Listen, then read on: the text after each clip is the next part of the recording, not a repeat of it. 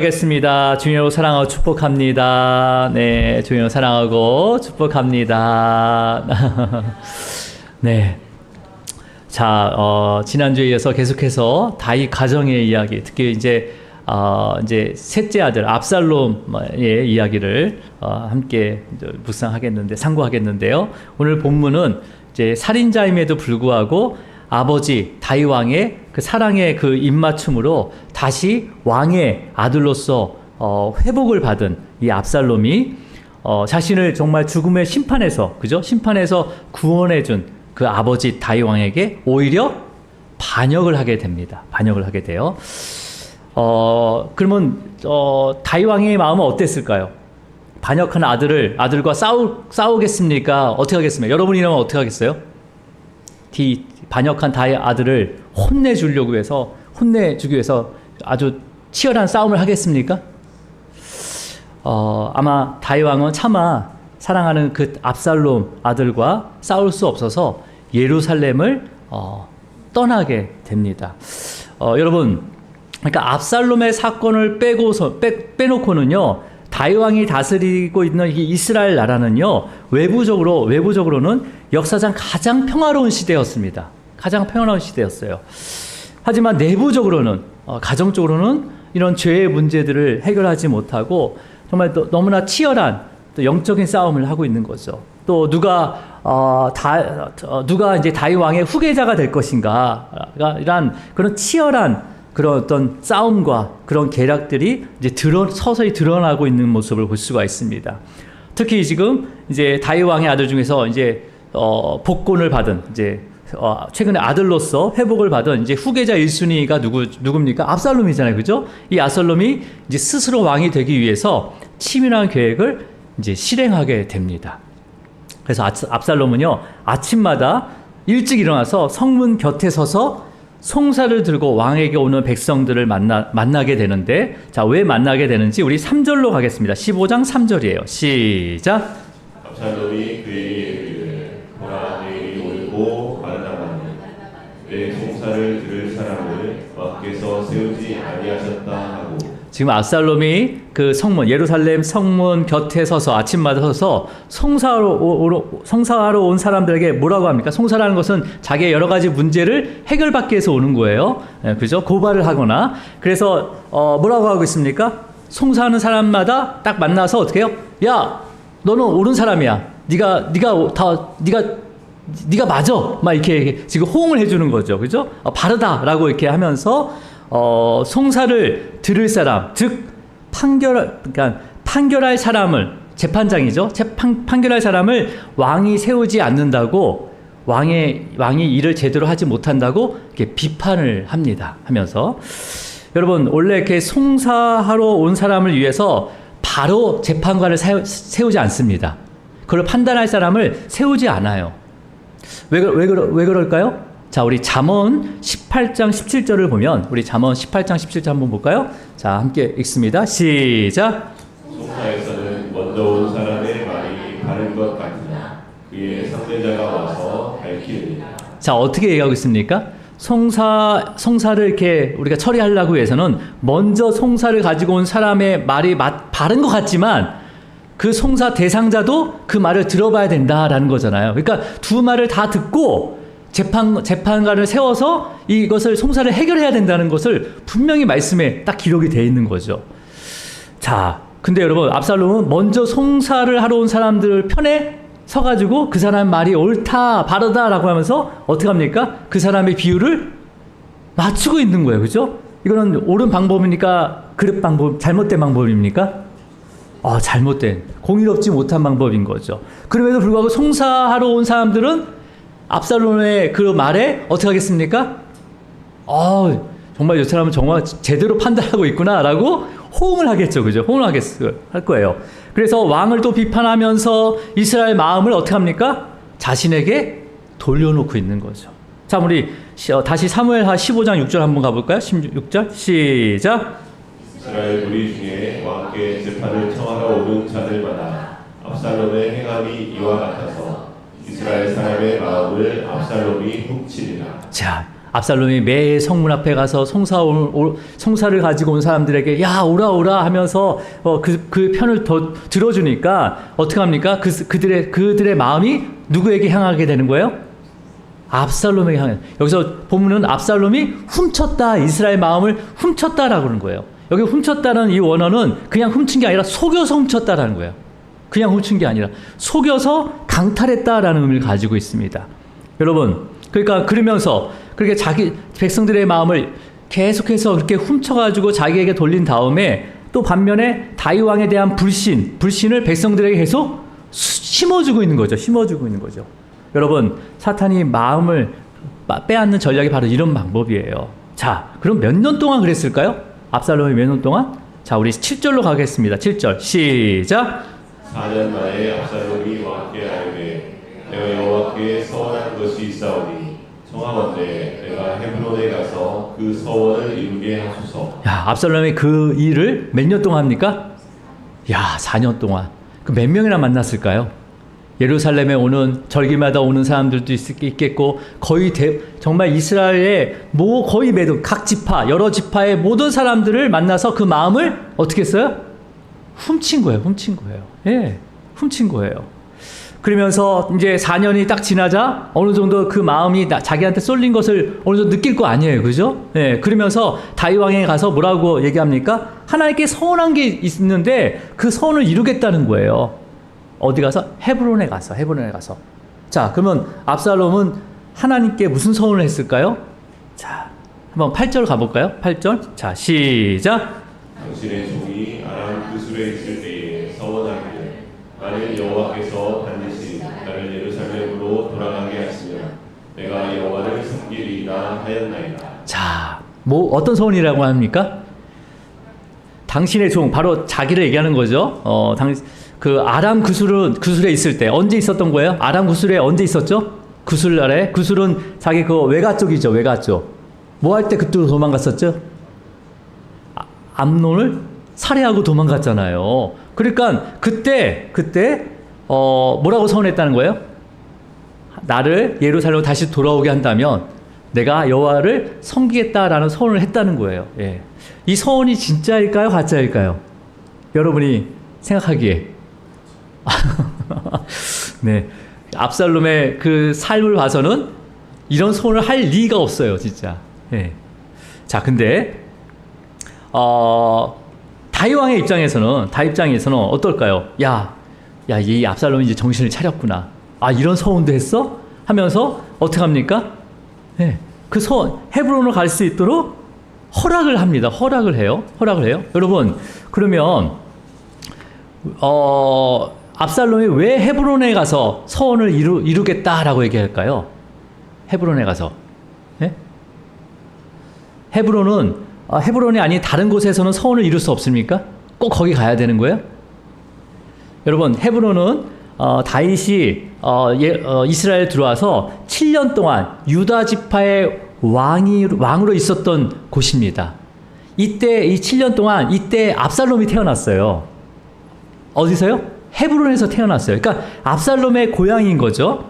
그러니까 여러분, 만약에 유다 지파 사람들이 왕의 후계자로 세울 때 누구를 더 선호할까요? 자기 고향 사람 아니겠어요? 예? 그러니까 헤브론이 유다 지파의 성읍이니까 거기서 태어난 압살롬을 더 선호할 수 있잖아요, 그렇죠? 압살롬은 겉으로 보기에도 너무나 아름다웠다라고 기록이 돼 있고, 그 다음에 또 어쨌든 그 지역에서 헤브론에서 태어났으니까 더 원하겠죠. 지금도 우리 선거 때 되면 그 후보자가 어디서 출마합니까? 자기 고향에서 하잖아요. 딴 데 살더라도 다시 주소지를 옮겨가지고 고향에서 출마해가지고 자기가 거기서 당선되려고 하는 그런 게 있잖아요. 그러니까 이때 압살롬도 그런 마음이 있었던 거예요. 그러니까 여러분, 또 다윗 왕은 비록 헤브론에서 7년 동안 왕이 있었지만 그냥 그 다른 지파들이 부르니까 바로 예루살렘으로 올라갔단 말이에요. 그러니까 헤브론 입장에서는 어떻게 기껏 왕으로 해줘가지고 이제 전체 왕이 되니까 어디로 훅 올라갔어요? 예루살렘 올라갔으니까 조금 마음에 어떻게 해요? 상처가 있는데 그 아들이 와서 왕이 된다고 하면 어떻겠습니까? 야, 우리를 버리지 않구나라고 하면서 다시 되게 좋아하겠죠. 팍팍 밀어주겠죠. 그죠? 자, 그러니까 압살롬은 그냥 다윗은 지금 압살롬이 하나님을 섬기겠다는 선을 했다는 그 말에 그냥 헤브론 빨리 갔다 와라라고 허락을 합니다. 허락을 해요. 하지만 압살롬은 헤브론에 도착하자마자 정탐을 온 이스라엘 지파에 보내어서 뭐라고 얘기하냐면 너희는 압살롬이 헤브론에서 왕이 되었다라고 이렇게 선포하게 합니다. 모든 지역에. 심지어는 다윗 왕의 뛰어난 모사가 있어요. 정치적인 참모가 있어요. 그 사람이 아히도벨인데 아히도벨마저도 야, 이 분위기가 다 지금 압살롬에게 지금 다 쏠리고 있거든요. 흐르고 있으니까 야, 압살롬의 편에 서는 게 낫겠다라는 생각에 다윗 왕을 배신하고 압살롬의 모사가 됩니다. 자, 이런 모든 소식을 전령이 지금 다윗 왕에게 전하게 됩니다. 자, 우리 한번 13절 한번 볼까요? 13절 시작. 전령이 다윗에게 와서 말하되 이스라엘의 인식이 다 압살롬에게로 돌아간다이다 한지라. 4년 동안 그 성문 곁에서 그런 일을 했으니 얼마나 압살롬에 대해서 호의적이고 또 그러겠어요. 그리고 또 헤브론에 와서 유다 지파들이 이제 야, 후계자로서 괜찮다라고 하면서 또 온 전령을 보내서 일부러 이렇게 가짜 뉴스를 퍼뜨린 거죠. 자, 이 소식을 들은 다윗 왕의 마음은 어땠을까요? 네? 사랑하는 아들에게 지금 어떻게 뭘 당한 거예요? 지금 배신을 당한 거죠, 사실은. 정말 죽여야 될 아들을 내가 정말 사랑해서 입맞춤해서 살려놨는데 오히려 그 압살롬이 자신의 등에 칼을 꽂은 거죠. 배신한 거죠. 그리고 믿었던 백성들을 다 누구에게 가 있다는 거예요? 백성들의 마음도 압살롬에게 다 이제 외면당한 거죠. 마치 아마 다윗은 아마 하늘이 무너질 것 같은 그런 절망감에 어떻게 해야 될지 몰랐을 거예요. 왕이지만은. 자, 우리 14절 한번 읽어볼까요? 14절. 자, 14절입니다. 시작. 다윗이 예루살렘에 함께 있는 그의 모든 신하들에게 이르되 일어나 도망하자. 그렇지 아니하면 우리 중 한 사람도 압살롬에게서 피하지 못하리라. 빨리 가자. 두렵건대 그가 우리를 급히 따라와 우리를 해하고 칼날로 서울을 칠까 하노라. 지금 다윗 왕이 뭐라고 하고 있습니까? 자, 모든 신하들과 같이 어떻게 하자고 합니까? 도망가자고 해요. 여러분, 다윗이 정말 압살롬이 무서워서 도망갈까요? 무엇이 두려워서 도망갈까요? 이 하반절에 보면 두렵건대 그가 우리를 급히 따라와 우리를 행하고 칼날로 무엇을 칠까 하노라? 성읍을 칠까 하노라. 성읍을 친다는 것은 누구를 어떻게 한다는 거예요? 서금에 있는 거주하는 모든 백성들을 죽일 것이다 라는 거죠. 자, 그러니까 여러분, 그러니까 다윗 왕은 예루살렘에 남아서 예루살렘 성에 남아서 이 반역한 압살롬과 싸우게 된다면 어떻게 된다는 거예요? 성읍에 있는 무고한 백성들이 죽임을 당하고 또 예루살렘에 있는 성전이 어떻게 될 것을 두려워한 거예요? 파괴될 것을 두려워한 거예요. 예. 그러니까 다윗 왕은 자신의 왕을 지키는 것보다는 이 백성들과 하나님의 그 성전을 위해서 스스로 왕직을 내려놓고 신하들을 이끌고 예루살렘을 떠나게 됩니다. 여러분, 뒤에 보면 다윗에 함께 다윗에 따르는 무리들도 있었어요. 나중에는 압살롬 군대와 싸워서 어떻게 합니까? 그냥 이겨요. 예. 그러니까 다윗 왕은 자기 백성들과 그 성전들을 살리기 위해서, 성전을 위해서 이 예루살렘을 떠나고 있다는 것을 확인할 수 있는 것은 그 당시 이스라엘로 만명한 많은 이방인들이 있었습니다. 그 중에 그 블렛의 가드 사람 이때라는 사람이 등장을 해요. 그러니까 이때는 그 당시에 어떤 한 사람이 아니라 그 이방인 블레셋 사람과 그 이방인 사람들을 이렇게 함께 이렇게 그러니까 지도하는 지도자급이었어요. 그 밑에 수백 명이 함께 따라다녔거든요. 그 가드 사람 이때가 다윗 왕과 함께 가겠다고 따라와요. 근데 다윗 왕이 그 이때에게 뭐라고 얘기하냐면 압살롬으로 돌아가라라고 권면을 합니다. 자, 그 내용이 19절에 있는데 우리 19절로 한번 가볼게요. 시작. 그때 왕이 가드 사람 이때에게 이르되 어찌하여 너도 우리와 함께 가느냐? 너는 쫓겨난 나그네이니 돌아가서 왕과 함께 내 곳에 있으라. 지금 가드 사람 이때와 이때를 따르는 600명 정도의 사람이 이방인이 있었는데 이들이 이스라엘로 망명했습니다. 왜 망명했을까요? 다윗의 공의로운 그 통치 때문에. 정말 공의로운 그 통치 때문에 이스라엘로 망명했지만 이제 왕이 바뀌게 되면 어떻게 되는 거예요? 왕이 바뀌게 되면 고향으로 돌아갈 수 없는 나그네 같은 인생들이란 말이에요. 그러니까 다윗은 그런 것을 알고 있었기 때문에 그래서 다윗 왕은 나를 따라오지 말고 이제 새로 세워지는 왕에게 남아 있어야지만이 완전하니까 그 왕으로 돌아가라. 남아 있어라 하면서 이 이방인의 생명까지도 귀하게 여겼다는 거죠. 하지만 이때는 다윗 왕과 함께 죽든지 살든지 함께 따라가겠습니다라고 600명과 함께 다윗을 따라가게 됩니다. 나중에 다윗이 이제 그 압살롬의 군대를 칠 때 큰 도움을 주죠. 자, 그리고 나서 또 어떤 일이 있었냐면 제사장 사독과 아비아달이 다윗 왕을 따르고자 언약궤를 가지고 기다리고 있었어요. 성 밖에서. 그러니까 그때 다윗 왕이 뭐라고 했냐면 우리 25절로 갈게요. 25절. 시작. 왕이 사독에게 이르되 보라 하나님의 궤를 성읍으로 도로 내어가라. 만일 내가 여호와 앞에서 은혜를 입으면 도로 나를 인도하사 내게 그 궤와 그 계신 데를 보이시리라. 자, 그 언약궤를 어디로 다시 가라고 합니까? 다시 성읍 예루살렘 성전으로 들어가야 된다. 여러분, 언약궤는 뭘 상징하는 겁니까? 하나님의 임재를 상징하는 거죠. 그러니까 압살롬도요. 그 왕을 누가 세운 거예요? 이스라엘 왕은 누가 세우는 거예요? 누가 인정해 주는 거예요? 하나님이 인정해 줘야 되는 거예요. 그러니까 압살롬도 자신이 왕으로 공식적으로 인정받기 위해서는 뭐가 필요합니까? 하나님의 임재가 임하는 언약궤가 필요해요. 그러면 여러분 그 언약궤를 또 빼앗기 위해서 또 아니면 무슨 일을 저지를지 모르잖아요. 이 압살롬이 얼마나 간교한 사람인데, 그죠? 그러니까 왕도 그것을 알고 있기 때문에 혹여나 언약궤가 자신과 함께 있다면 이 간교한 이 압살롬이 무슨 일을 저지를지 모르기 때문에 사독과 아비아달에게 언약궤를 가지고 성전으로 돌아가라. 하나님께서 나에게 은혜를 베풀면 다시 나를 언약궤 앞에 부를 것이 아니냐라고 하면서 돌려보냅니다.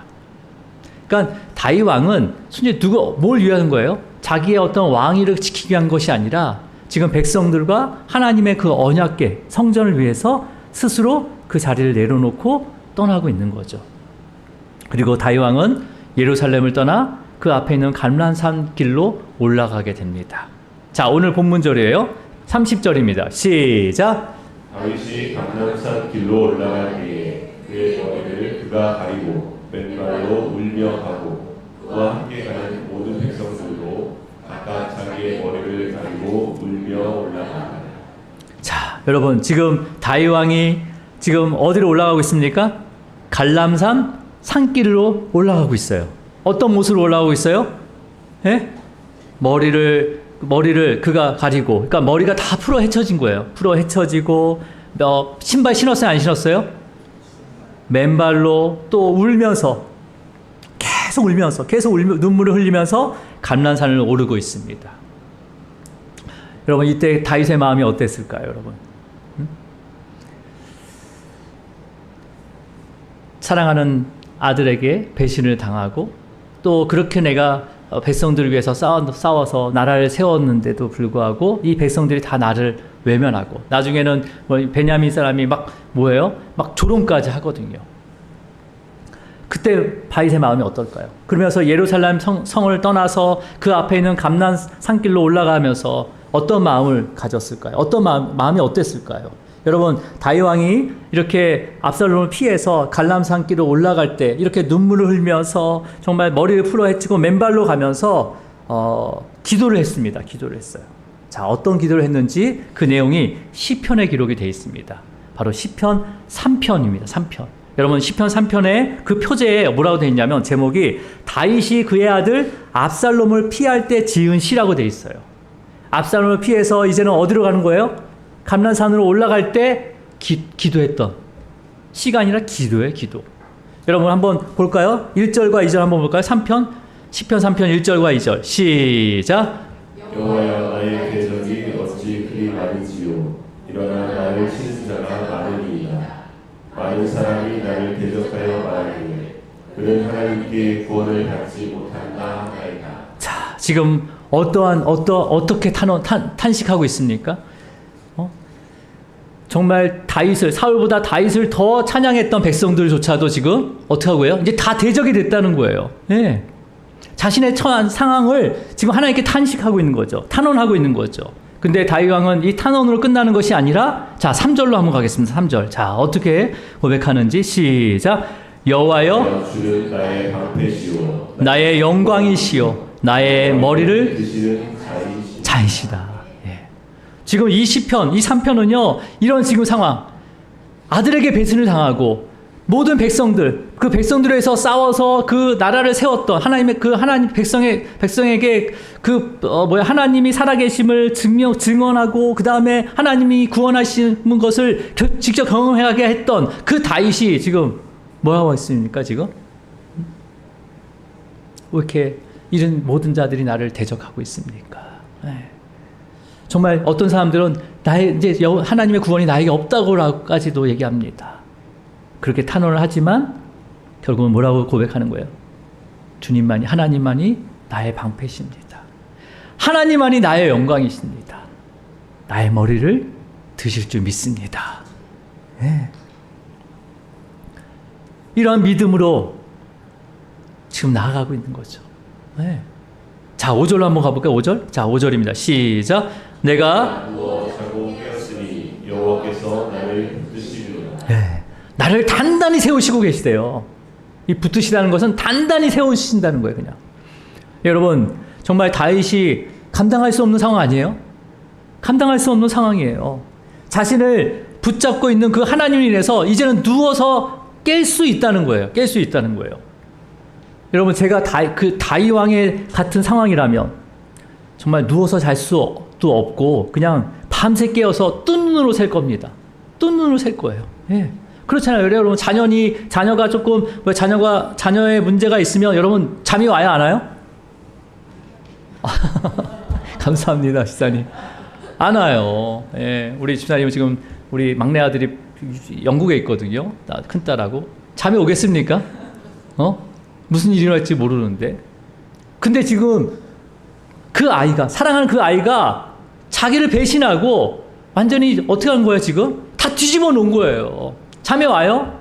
근데 하나님이 나의 방패시고, 나의 영광이시고, 나의 머리를 들어주시고, 그 다음에 나를 단단히 붙들어 세워주시기 때문에 누워서 잘 수 있습니다. 누워서 할 수 있습니다. 네. 그래서 평안하게, 주 안에서 평안을 누릴 수 있는 거죠. 여러분, 이 평안과 믿음이 여러분에게 임하길 축복합니다. 예. 어떤 상황 속에서도 주님이 붙들고 계세요. 우리의 방패가 되어주세요. 우리를 정말 흔들리지 않게 세워주십니다. 자, 우리 6절로 갈게요. 6절로. 자, 뭐라고 또 다윗이 기도했는지 시작. 천만인이 나를 에워싸 힘쓴다 하여도 나는 두려워하지 아니하리라. 네. 천만인이 나를 에워싼대요. 여러분, 그 당시에 이스라엘 백성들의 인구가 300만 명 조금 넘었습니다. 300만 명. 1000만 명이라고 하잖아요. 근데 이 1000만 명의 인원은, 그럼 나머지 600만 명은 누구예요? 이스라엘을 또 에워싸고 있는 많은 이방 민족들, 나라들을 얘기하는 거예요. 그러니까 다윗 혼자 남고 이 고대 근동, 그 이스라엘 그 지역의 고대 근동의 모든 자가 나를 에워싸더라도, 진을 친다 하더라도 다윗은 어떻대요? 예, 두려워하지 않는데요. 두려워하지 않는데요. 예. 그러니까 세상의 모든 적이 나를 에워싸고 혼자 남겨진다 해도 나는 만왕의 왕이신, 만주의 주이신 하나님께서 나를 붙들어 주시기 때문에, 든든히 세워 주시기 때문에 난 두려워하지 않습니다 라고 고백하는 거죠. 이 다윗의 고백이 여러분의 고백이 되길 축복합니다. 예. 우리 자녀들의 고백이 되길 축복합니다. 예. 그러면서 다윗은 자신을 배반하고 압살롬의 이제 정치적인 그 모사가 된 이 아히도벨의 모든 계획을 막아달라고 기도를 합니다. 자, 그러면 하나님께서 이 다윗 왕의 간절한 기도를 들어주셨을까요? 다음 주에 하겠습니다. 이제 말씀을 정리하도록 하겠습니다. 여러분, 다윗 왕은 사랑하는 아들 그 압살롬에게 배신을 당하고 다윗 왕의 그 백성들은 압살롬에게 속아서 다 마음이 떠나버렸어요. 그래서 백성들의 외면 속에서도 다윗은 하나님을 바라봤습니다. 하나님을 붙잡았어요. 하나님이 나를 붙들고 계신다는 것을 믿었어요. 그리고 나의 머리를 들어주실 거라는 것을 믿었어요. 그러면서 백성들의 백성들과 성전을 위해서 갈람산길을 맨발로 눈물을 흘리면서 오르는 이 다윗 왕의 모습에서 누구의 모습이 보입니까, 여러분? 누구의 모습이 보여요? 사랑하는 자들의 배신. 3년 동안 함께했던 그 제자의 배신과 모든 백성들에게 정말 종려나무를 흔들면서 그렇게 찬양했던 모든 백성들이 예수님을 외면합니다. 그 다음에 영광의 면류관이 아니라 가시 면류관을 쓰고 맨발로 혼자서는 감당할 수 없는 그 십자가를 지시고 조롱을 받으며 하나님의 그 택하신 영혼들을 구원하기 위해서 그 골고다 언덕으로 올라가신 예수 그리스도의 그 모습이 이 다윗을 통해서 우리에게 보여주고 있습니다. 여러분, 근데 이 다윗의 기도를 누가 다 완성을 시켰습니까? 보세요, 여러분. 예수님께서 하나님께서 택하신 그 자녀들, 그 죄를 속량하기 위해서 스스로 모든 권위를 내려놓고 스스로 어떻게 합니까? 십자가를 지고 골고다 언덕으로 올라가서 십자가에서 죽임을 당하셨지만 다시 부활하심으로 주님의 그 머리를 들어 올려 주셨습니다. 그래서 다윗 왕의 모든 기도를 완전하게 이루신 분이 바로 예수님이셔서요. 여러분, 저와 여러분도 역시 사랑했던 자들에게, 내가 믿었던 자들에게 배신과 또 외면을 당하더라도, 또 혼자 또 인생의 그 감난산길을 걸어갈 때가 있더라도, 어떨 때는 나의 주변에 일어나는 모든 상황들을 이해할 수 없을 정도로 숨쉴 조차도 없을 때가 있더라도 주님께서는 우리를 붙들고 계십니다. 우리의 방파가 되어주시고 또 우리의 영광이 되어줄 줄 믿습니다. 마지막에 우리의 머리를 들게 하실 줄 믿습니다. 여러분, 그러니까 예수님께서도 여러분 혼자 그 십자가의 길을 가기 전에 다윗 왕이 맨발로 어디 산에 올라가자고요? 감난산에 올라갔던 그 감난산에 오르셔서 기도를 하셨습니다. 자, 어떤 기도를 했는지 요한복음 16장 32절과 33절 읽고 마치도록 하겠습니다. 함께 있습니다. 시작. 보라, 너희가 다 각각 제 곳으로 흩어지고 나를 혼자 둘 때가 오나니 벌써 왔도다. 그러나 내가 혼자 있는 것이 아니라 아버지께서 나와 함께 계시느니라. 이것을 너희에게 이르는 것은 너희로 내 안에 평안을 세상에서는 너희가 환난을 당하나 담대하라. 내가 세상을 이겼노라. 아멘. 각각 흩어지고 나를 혼자 둘 때가 오는데 나는 혼자가 아니라 아버지께서 나와 함께 있다라고 예수님도 믿으셨습니다. 그리고 우리가 세상에서는 환난을 당할 수 있지만 담대하라. 세상을 이겼노라 라고 우리에게 소망을 주셨습니다. 여러분, 우리가 주님이 다시 오실 때까지 세상에서 우리가 어떤 환난과 어떠한 흩어짐과 혼자 되더라도 정말 모든 대적들이 나를 쌓고 혼자 되더라도 주님은 우리를 붙들고 계십니다. 우리의 방패가 되어주시고 우리의 머리를 들어주실 줄 믿습니다. 그래서 우리가 항상 기도하고 담대하게 승리를 선포하는 한 주간 되기를 주님으로 축원합니다. 기도하겠습니다. 주님 아버지 감사합니다.